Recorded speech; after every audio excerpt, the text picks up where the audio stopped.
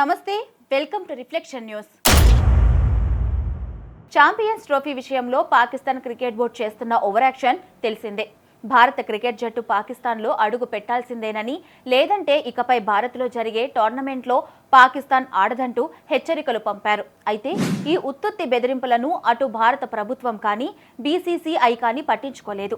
ICC మీటింగ్లో ఇష్టముంటే hybrid మోడల్లో టోర్నమెంట్ను నిర్వహించండి, లేదంటే ఆతిథ్య హక్కులు వేరే దేశానికి ఇవ్వాలంటూ పాకిస్తాన్కు భారత్ తేల్చి చెప్పింది. దీంతో ఒక్కరోజు టైం కావాలంటూ పాకిస్తాన్ క్రికెట్ బోర్డు ఐసీసీని కోరింది.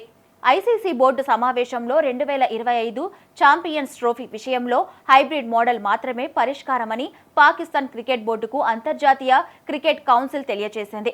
పీసీబీ మాత్రం హైబ్రిడ్ మోడల్ను అంగీకరించడానికి సుముఖత వ్యక్తం చేయలేదు. అన్ని మ్యాచ్లు పాకిస్తాన్లో నిర్వహించాలని పట్టుబట్టింది. అయితే అసలు కుదరదని ఐసీసీ పాక్కు స్పష్టం చేసింది.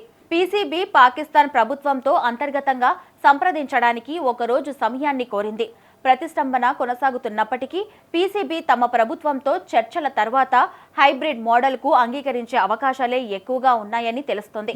ఇన్ని రోజులు పాక్ క్రికెట్ బోర్డు చేసిన ఓవర్ యాక్షన్కు ఇక ఎండ్ కార్డ్ పడనుంది.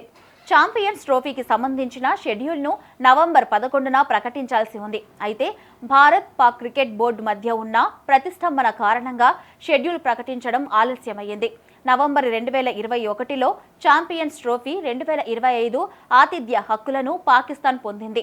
3 స్టేడియంలను పాక్ పునరుద్ధరించే పనిలో ఉంది. ఇప్పుడు పాకిస్తాన్లో టోర్నమెంట్ నిర్వహించకపోతే ఎన్నో ఆర్థిక సమస్యలు కూడా పాకిస్తాన్ క్రికెట్ బోర్డును వెంటాడనున్నాయి. అంతేకాకుండా 800 కోట్ల నష్టం పీసీబీకి వచ్చే అవకాశం ఉంది. అందుకే సప్పుడు చేయకుండా టోర్నమెంట్ను కానించేయడమే పాక్ ముందున్న ఏకైక ఆప్షన్.